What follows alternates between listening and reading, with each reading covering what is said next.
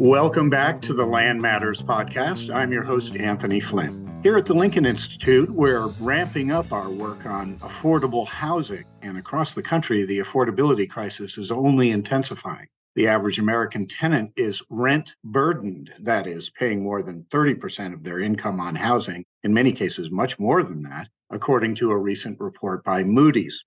Home prices fluctuate by region, but from San Francisco to Boston, it's a similar story. It's nearly impossible for so many to live close to work, retire in the community of choice, or buy a home for the first time. Our guest on this episode of Land Matters is someone who knows about affordability as the mayor of a legacy city that is in transition and on an upward trajectory. Aftab Purval is mayor of Cincinnati, Ohio, and indeed is making some history as Cincinnati's first Asian American mayor. He was raised in Southwest Ohio, the son of first-generation Americans. He has the reputation of being something of a go-getter. He worked at a toy store when he was in middle school, served for a time as counsel at Procter & Gamble, and then went into public service, serving as Hamilton County Clerk of Courts from 2016 to 2021, and was the first Democrat to hold that office in over 100 years. He graduated from the Ohio State University and the University of Cincinnati Law School. He resides in Clifton with his wife and two sons, and as became quite evident very recently, is a big-time Cincinnati Bengals fan. Mayor Purval, welcome to the Land Matters podcast. Thank you for joining us. Anthony, it's really wonderful to be here talking about my favorite subject, which is housing and housing affordability. Thrilled to be here. Well, you've attracted quite a lot of attention for what some have called a heroic undertaking to preserve the city's single-family housing stock and make it available for purchase by local families, and importantly, out of the hands of outside investors. Those institutional investors we've been hearing about that are buying up properties in legacy cities and elsewhere, either to flip them or more typically rent them out at high profits. Briefly, walk us through what was accomplished in coordination with the Port of Cincinnati and where the housing is, what neighborhoods they're in, and what's the update since the purchase? Well, thanks for setting that stage. Just to provide a little more context, Cincinnati is a legacy city. We have a proud, long tradition here of being the final destination from the Underground Railroad. We were the doorstep to freedom for so many slaves who were escaping that horrific experience. We have a lot of historic neighborhoods, a lot of historic buildings, and we have a lot of aging infrastructure and aging single-family homes, which paired with the fact that we are an incredibly affordable city on the national context makes us a prime target for institutional investors. Unfortunately, Cincinnati is on national list after national list about the rate of increase for our rents. And it's primarily being driven by these out-of-town institutional investors who have no interest, frankly, in the well-being of Cincinnati or their tenants, buying up cheap single-family homes, not doing anything to invest in them, but overnight doubling or tripling the rents, which is pricing out a lot of our communities, particularly our vulnerable, impoverished communities. So the city is doing a lot of things through litigation, through code enforcement. In fact, we just sued two of our largest institutional investors, most recently Vinebrook and the owners of Williamsburg, in order to let them know that we're not playing around. If you are going to exercise predatory behavior in our community, we're not going to stand for it and we're coming after you.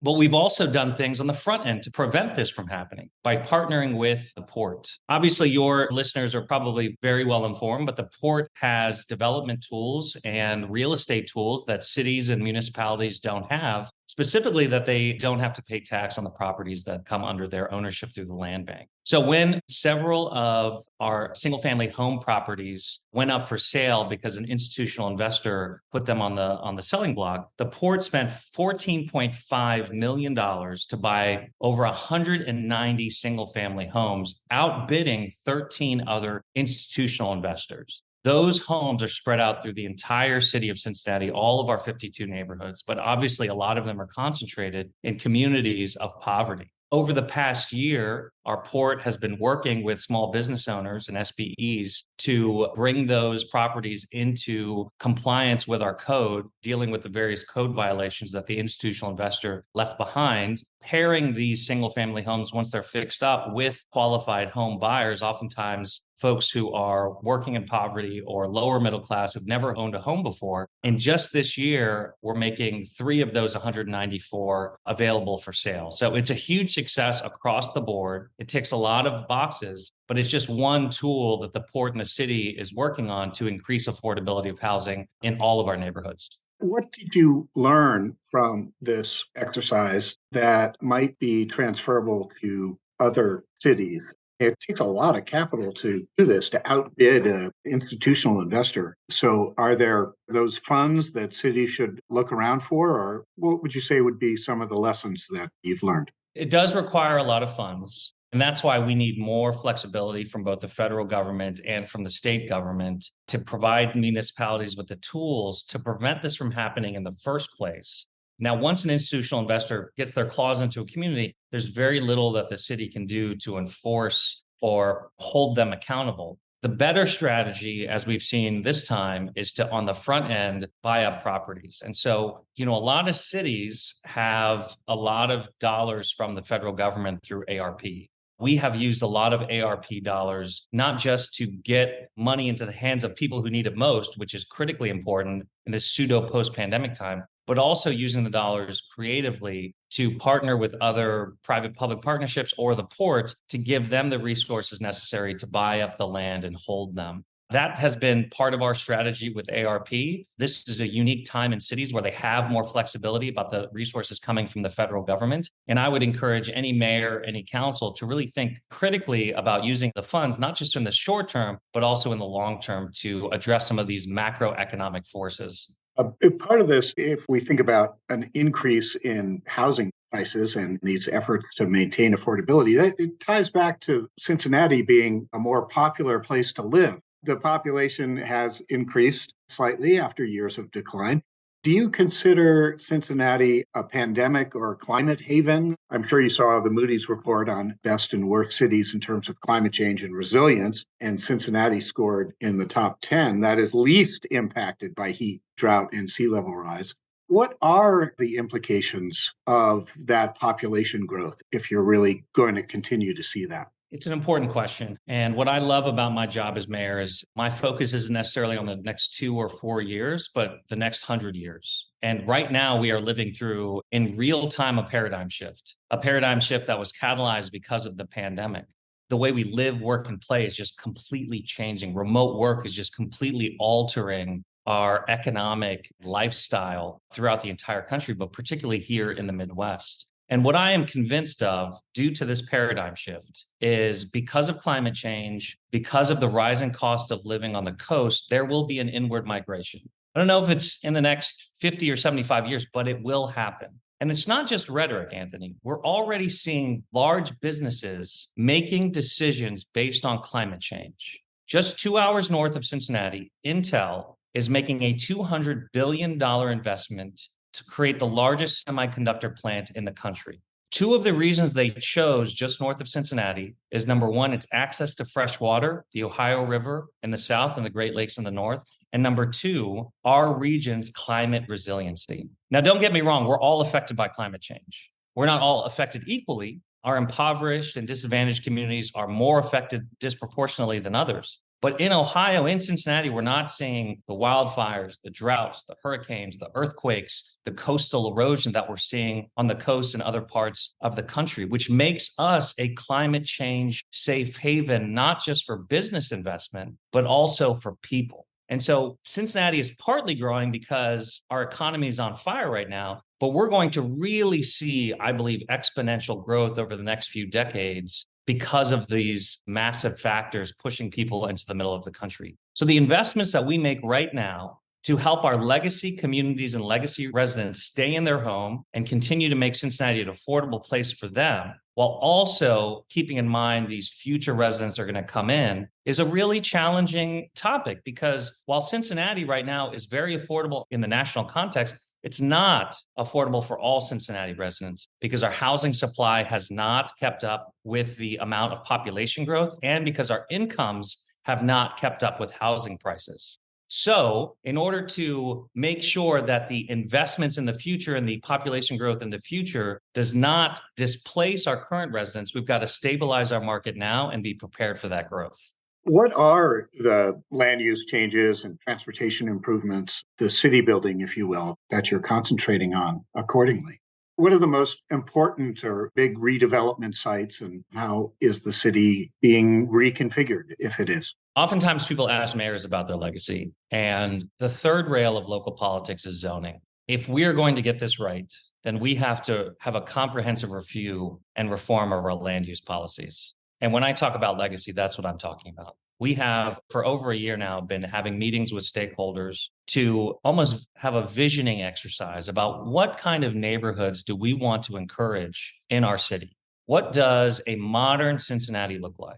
I believe it looks like a dense, diverse neighborhood that's walkable with good public transportation and investments in public art. And right now, the city of Cincinnati's zoning is not encouraging those kinds of neighborhoods. More than 50% of our city, close to 70% of our city, is zoned for single family use exclusively, which is putting an artificial cap on the amount of supply that we can create, which is artificially increasing rents and artificially increasing property taxes, which is causing a lot of our legacy residents who even own their home to be displaced. If we're serious about deconcentrating poverty and desegregating our city, then we've got to take a look at multifamily unit prohibitions. We've got to take a look at parking requirements for both businesses and homes. We've got to look at transit-oriented development along our bus rapid transit lines. We've got to look at creative opportunities to create more housing, like auxiliary dwelling units. But none of this is easy.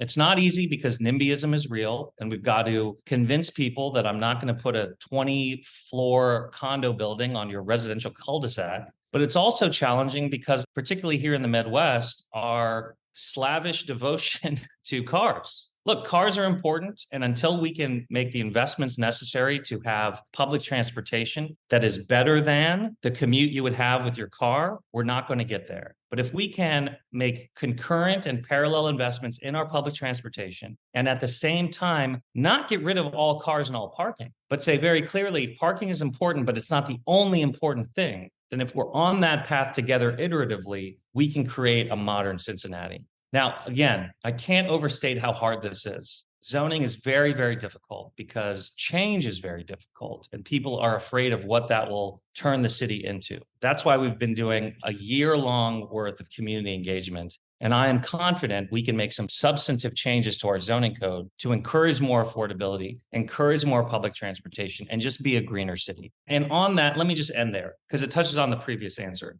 Cincinnati is already an industry leader, not just for climate resiliency, but for climate investment.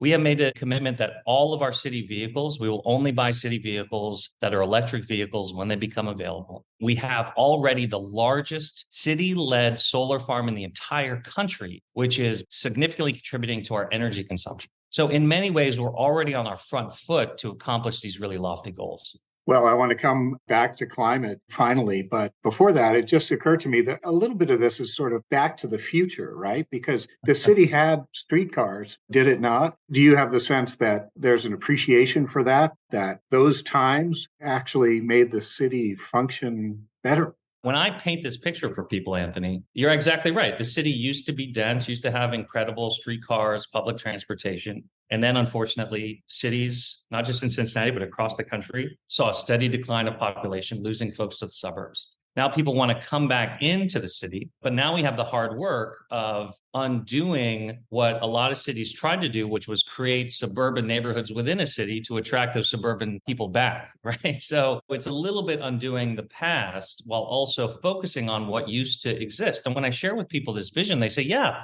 that's a no-brainer. Of course I want to do that, but they don't want to do it on their street. And so having this intentional conversation about why this is good for everybody, everybody's going to say they want a desegregated city. Everyone's going to say they want deconcentrations of poverty. Everyone's going to say Black Lives Matter.